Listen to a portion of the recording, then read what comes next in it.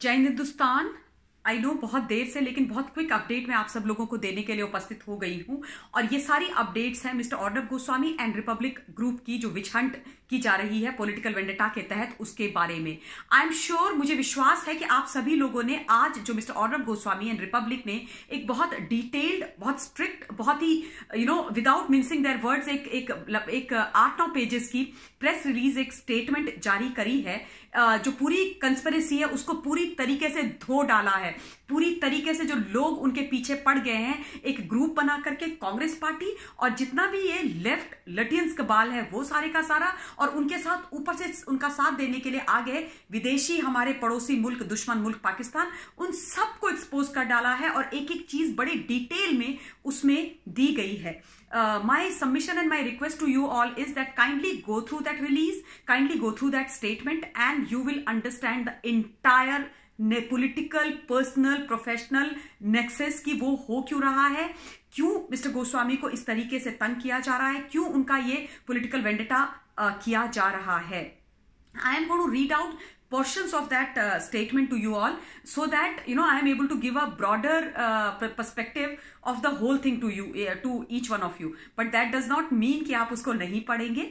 मैं आपसे रिक्वेस्ट कर रही हूँ कि आप पढ़िए। इसके लिए आप रिपब्लिक की वेबसाइट पर चले जाइए, you will get that release. आप मेरे ट्विटर हैंडल पे चले जाइए, रिपब्लिक के ट्विटर हैंडल पे चले जाइए, मेरे ऑफिशियल फेसबुक पेज पर चले जाइए। ये आपको यहाँ पर सारी जगह मिलेगा।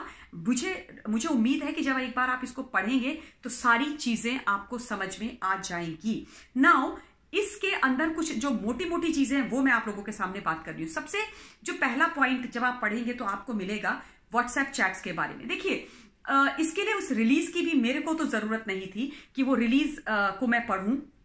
आई हैव गॉन थ्रू जितनी भी लीक्ड व्हाट्सएप चैट्स हैं उनको मैंने पढ़ा है as much as I could, and बहुत सारा मैं पढ़ चुकी हूं, देख चुकी हूं। और उसमें कहीं पर भी एक शब्द में मिस्टर अर्नब गोस्वामी के द्वारा ये नहीं लिखा गया है कि वो कहीं पर भी बार्क के सीईओ को ब्राइव करने की कोशिश कर रहे हैं या उनको मैनिपुलेट करके अपनी टीआरपी रेटिंग्स को ऊपर बढ़ाने की बात कर रहे हैं। पहली बात तो ये है कि अभी तक तो ये भी पता नहीं चला है कि वो कौन किसकी व्हाट्सएप चैट्स हैं, उनकी कोई ऑथेंटिसिटी हमारे सामने नहीं है। तो उस बारे में अभी बात करना वैसे भी बेफजूल है। पर हाइपोथेटिकली अगर मान भी लें कि उनकी ही चैट्स हैं तो उसमें कहीं पर भी, किसी भी कोने पर भी, एक शब्द में भी ये नहीं लिखा गया है कि या हमें नहीं पढ़ने को मिल रहा है कि मिस्टर अर्नब गोस्वामी किसी भी प्रकार से टीआरपी मैनिपुलेशन का गेम कर रहे थे। इनफैक्ट उसमें तो मिस्टर गोस्वामी कंप्लेंट करते हुए नजर आ रहे हैं, इफ एट ऑल ये उनकी व्हाट्सएप चैट्स हैं, और ये कह रहे हैं बार्क के सीईओ को कि बाकी लोग टीआरपी मैनिपुलेशन कर रहे हैं और वो उसके विक्टिम हैं, यानी कि रिपब्लिक उसका विक्टिम है। ये सच है। कहानी जो परोसी जा रही है वो बहुत अलग परोसी जा रही है, और क्यों परोसी जा रही है उसका कारण ये है कि कांग्रेस पार्टी का तो ये सिस्टम है, कांग्रेस पार्टी का ये काम है कि किसी भी प्रकार से किसी चीज के बारे में झूठ बोल करके पॉलिटिकल माइलेज ले ले। दूसरों की लकीर को ये लोग छोटी करते हैं, खुद की बड़ी नहीं करते हैं, और हमेशा किसी ना किसी को इस्तेमाल करके इस देश के अंदर प्रोपेगेंडा फैलाना, झूठ बोलना, पॉलिटिकल जो इम्बैलेंस है वो क्रिएट करना, इस देश को बदनाम करना, इस देश के बीच में दुश्मन मुल्कों को लेकर के आना, ये इनका काम है। But unfortunately this time Congress party is being openly supported by these left Latians cabal, also by Pakistan तो खैर इनके दोस्त हैं, इनकी बी टीम है। या तो ये पाकिस्तान के पास चले जाते हैं या पाकिस्तान इनके फेवर में ट्वीट करती है, या ये चीन में चले जाते हैं। ये तमाशा कहानी तो इन लोगों की चलती ही रहती है। नाउ यहां पर इस रिपोर्ट के अंदर जो बहुत इंपॉर्टेंट तथ्य है वो टाइम्स नाउ के बारे में जाहिर किया गया है।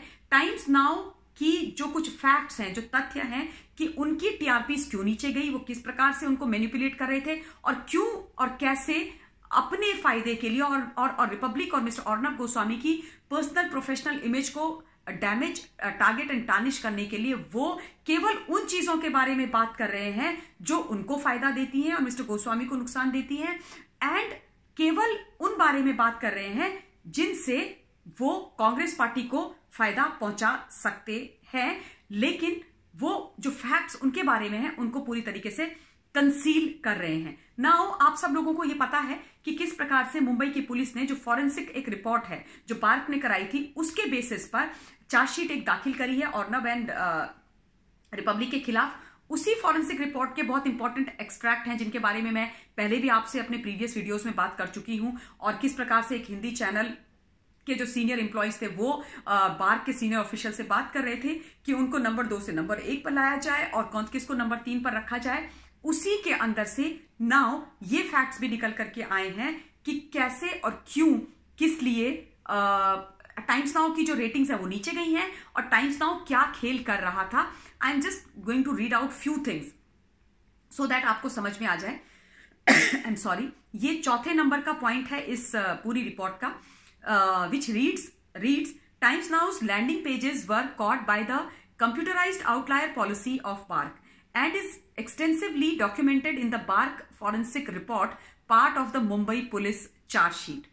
ये एक चीज है। दूसरी जो बहुत जरूरी चीज यहां पर मुझे लगती है कि मुझे पढ़ देनी चाहिए वो है, Times Now was using landing pages to artificially spike its ratings, which was caught by the algorithmic computerized process as per the outlier policy of BARC.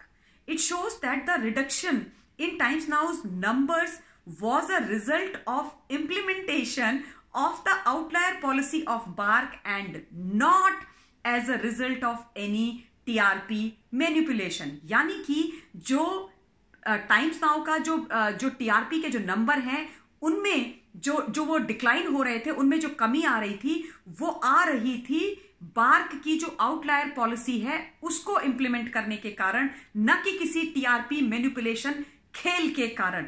और ये जो आउटलायर पॉलिसी है उसने टाइम्स नाउ का जो लैंडिंग पेजेस वाला जो खेल है, जो गेम है, जो मैनिपुलेशन है, उसको कंप्यूटराइज जो उनका एल्गोरिथमिक प्रोसेस है उससे पकड़ लिया था। So this is the game, this is the fact, and I would request you all to kindly read this point and rest of the points and go through the entire statement in detail, understand each and everything. सारी कहानी आप लोगों को समझ में आ जाएगी। Now ये साफ सिद्ध हो गया है कि टाइम्स नाउ का जो अपने लिए खड्डा है वो खुद खोदा हुआ है। बार्क ने उनको पकड़ा है एक गलत काम करते हुए, एक पॉलिसी के खिलाफ करते हुए। और जो ये आउटलायर पॉलिसी है इंडिया, ये तब बार्क लेकर के आ गया था जब जब रिपब्लिक पैदा भी नहीं हुआ था, रिपब्लिक का कहीं पर कोई नाम भी नहीं था। 2015 में बार्क ने इस अपनी पॉलिसी को लॉन्च कर दिया था और उसको उन्होंने लागू भी कर दिया था। 2015 में कहीं पर भी रिपब्लिक नहीं था, कहीं पर भी मिस्टर गोस्वामी नहीं थे, वो तब मीडिया एंटरप्रेन्योर बने भी नहीं थे। ये तब की कहानी है। तो अब आप देखिए कि कितनी बड़ी कहानियां हैं, कितने झूठ हैं, कितना बड़ा बड़ा चीजें बोली गई हैं। इसके अलावा एक इंपॉर्टेंट चीज इसके अंदर और बोली गई है, वो है कि बालाकोट के बारे में। बालाकोट की कहानी सुनाई जा रही है ना, ये सारा अब टीआरपी से ये external and internal security and classified documents mister Goswami के पास है, ये कहानी चल रही है। उसके बारे में भी रिपब्लिक ने अपना स्टैंड बहुत क्लियर कर दिया है और उन्होंने बहुत क्लियरली बोल दिया है कि हम सबको पता था कि बहुत मेजर स्टेप लेने वाली है हमारी सरकार, क्योंकि जब उरी हुआ था तब सर्जिकल स्ट्राइक हुई तो बालाकोट तो होना स्वाभाविक था। पुलवामा के बाद इस देश के जो अभी के प्रधानमंत्री हैं वो नहीं छोड़ते पाकिस्तान को। ये कोई यूपीए की सरकार थोड़ी है 26/11 वाली की लोग आतंकवादी घुसे, पाकिस्तानी आतंकवादी भेजे और सरकार सोती रहे और अपने पड़ोसी जो दुश्मन मुल्क हैं उसको बोले कि तुम्हें जब जो मर्जी आए वो इस देश के अंदर कर लो। नहीं। और इस बारे में छोटे बड़े मीडिया हाउसेस, तमाम जो न्यूज चैनल्स हैं, न्यूज पेपर्स हैं, वो सब बात कर रहे थे कि this time something big and massive is going to happen. हम लोग उन पर बहुत बड़े तरीके से हमला करने वाले हैं। वो कहां पर होगा, कैसे होगा, ये तो किसी को पता नहीं था। लेकिन एयर स्ट्राइक भी डिस्कस की जा रही थी कि जितने भी जो एक्सपर्ट्स आते थे फौज से, सेना से, वो कहते थे कि air strike is the best option. So ये बात भी की जाती थी। लेकिन इस बारे में टाइम्स नाउ ने भी बात करी थी, उन्होंने आर्टिकल्स लिखे थे अपनी वेबसाइट पर जैसे ही रिपब्लिक ने पॉइंट आउट करना शुरू कर दिया उन्होंने वो वहां से निकाल दिए हैं। इसके अलावा जो बहुत इंपॉर्टेंट बात रिपब्लिक ने बोली है, वो लास्ट जो पैराग्राफ है उसमें बोली है, और ये मैं आपके लिए फिर से मैं पढ़ भी दूंगी इस चीज को पूरे का पूरा, आप भी इसको पढ़िएगा, जिसमें वो लिखते हैं, we will not leave any stone unturned to take strong legal action against individuals, entities, political parties and news media publications and channels for spreading falsehood against अस।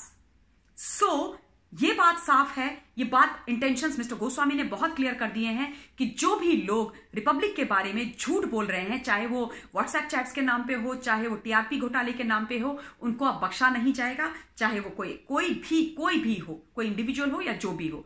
तो ये सारी चीजें मैंने मोटा मोटा आपको बता दिया है, बट मैं आपसे फिर से रिक्वेस्ट कर रही हूं कि इसको ध्यान से पढ़िएगा और उसके बाद इस पर डिटेल्ड डिस्कशन आप लोग अपने पीयर ग्रुप में कीजिए और इसको जितना हो सके सच को फैलाइए, क्योंकि झूठ जो लोग बोल रहे हैं उनके झूठ को हमें डिस्ट्रॉय करना, उसको खत्म करना बहुत आवश्यक है, क्योंकि ये हमारी आने वाली जनरेशंस का, हमारे फ्यूचर का और हमारे देश के फ्यूचर का, हमारे देश की इज्जत का सवाल है। एक राष्ट्रवादी पत्रकार के फ्यूचर का ही नहीं सवाल है, हम सबका सवाल है और हमें उनको इसलिए सपोर्ट करना है ताकि वो हमारे रिप्रेजेंटेटिव बन करके पुरजोर आवाज में उसी प्रकार से सच बोलते रहें जैसे वो आज भी बोलते आ रहे हैं। इस वीडियो के लिए इतना ही, बाकी चीजें मैं कल आपसे डिस्कस करूंगी। बहुत बहुत धन्यवाद। जय हिंद, स्टे ब्लेस्ड।